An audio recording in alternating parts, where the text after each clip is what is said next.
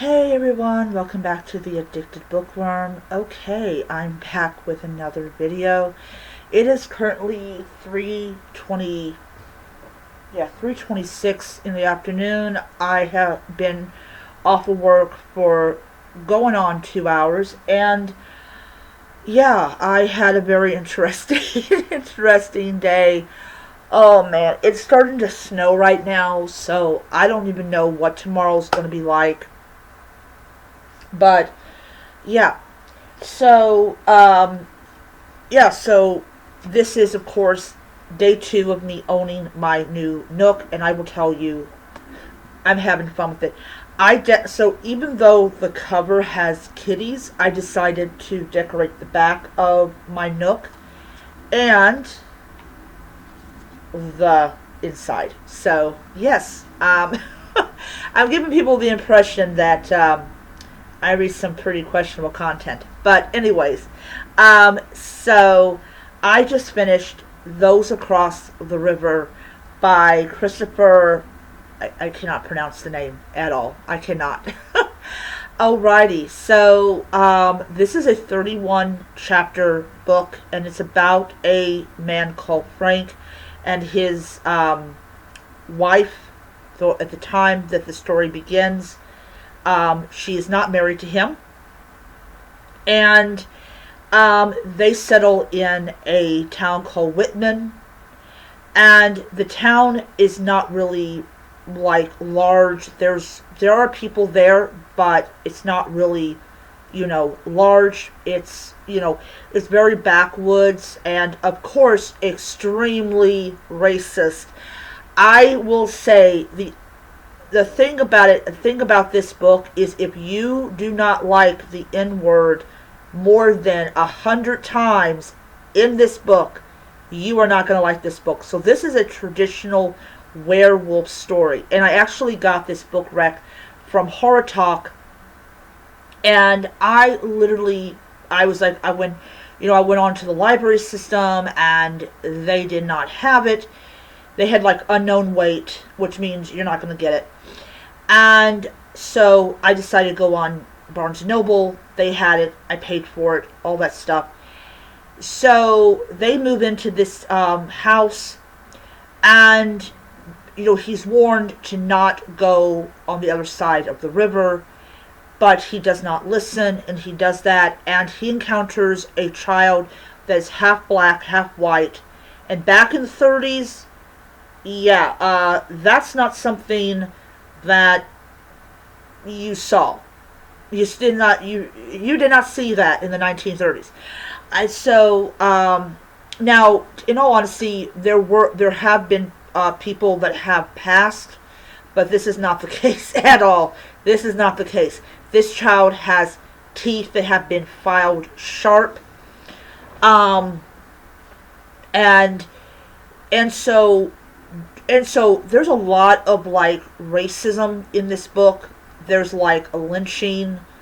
There is, basically it is a place that had at like one time been like a prosperous town. Now it's like nothing.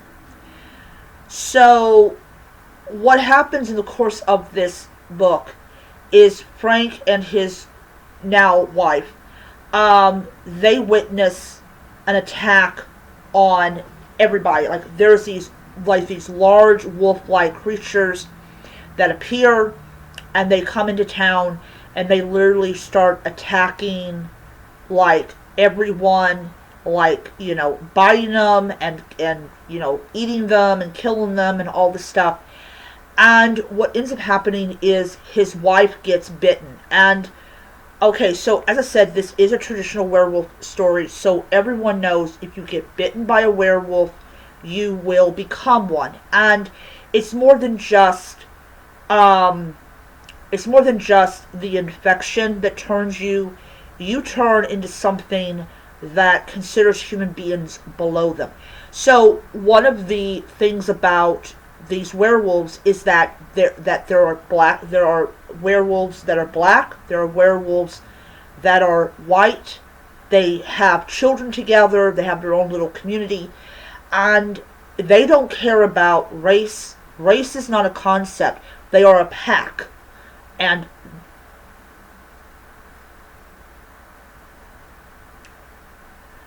sorry, they are a pack. So they do not have the same kind of mentality that they might have had when they were human.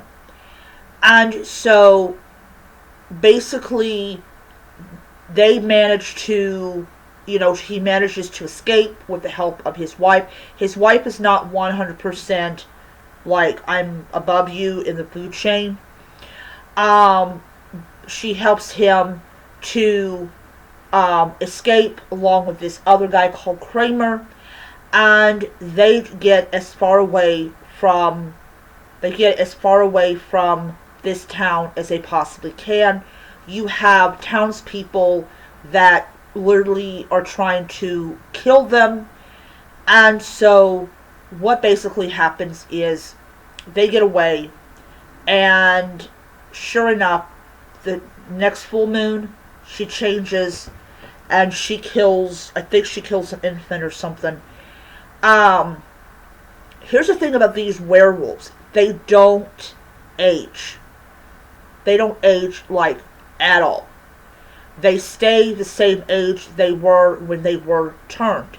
So they do. There is that like immortality bit that comes with it.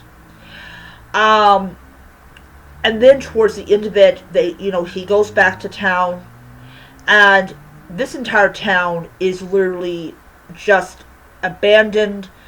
Houses have fallen apart. There's no sign of any of the townspeople that tried to kill him and his wife.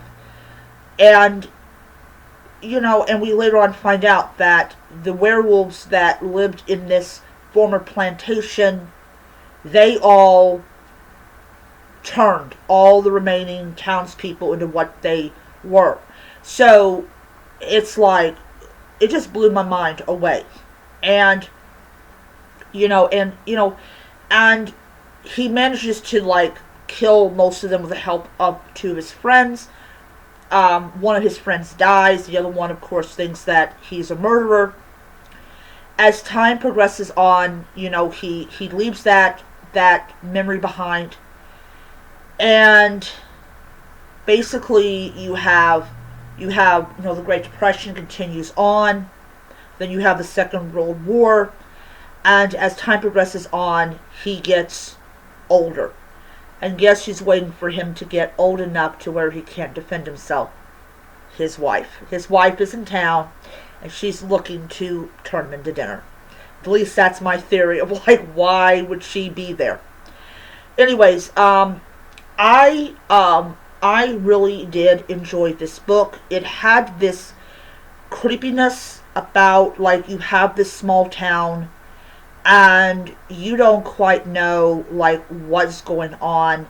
So this is this is listed as a Southern Gothic horror book. And I will tell you, this book creeped me out to no end.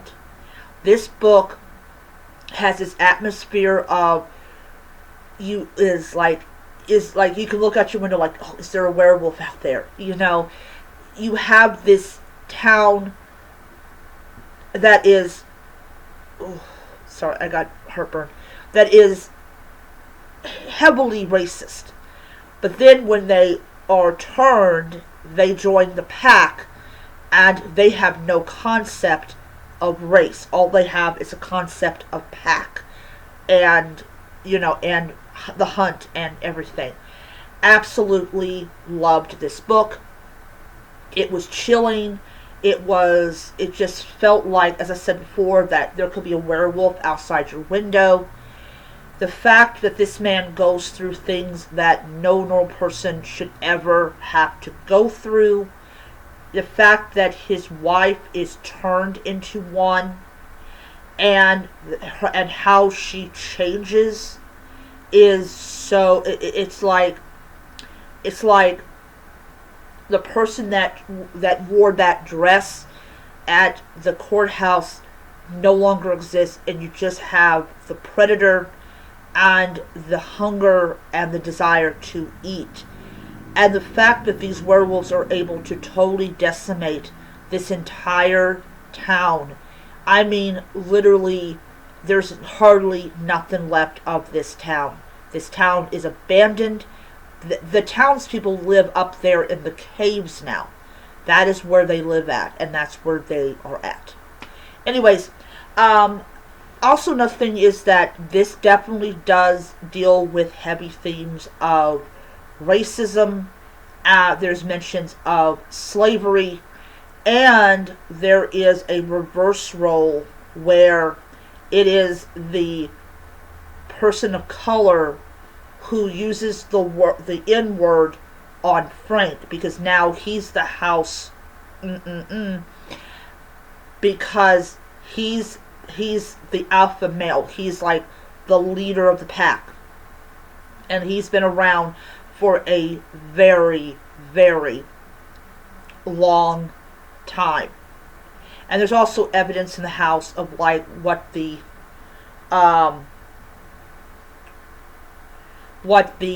Union soldiers did. Like, the Union soldiers came to the plantation and they made themselves at home. And yeah, so there's still evidence that the Union soldiers had been there. Very, very different than any kind of werewolf book that I've read. I enjoyed it. I did pick up on the themes of racism and trauma, especially with how the character of Hector talks about what it was like to be a slave, and the fact that it was the slave owner that was the werewolf. The slave owner and his son changed these slaves into what they were. And what ended up happening was they would in turn bite and infect white men and women, drawing them into the pack. And that's how they got strong, that's how they got unstoppable, and everything. So, all in all, enjoyed it, gave it 5 stars on Goodreads. It's definitely worth the time to actually read this book. So, had a lot of fun, and I will say something. I had a lot of fun reading on this device. Alrighty, so I'm going to end it there. I hope that you enjoyed the book, or enjoyed the review, enjoyed the video, and I'll see you guys in the next video.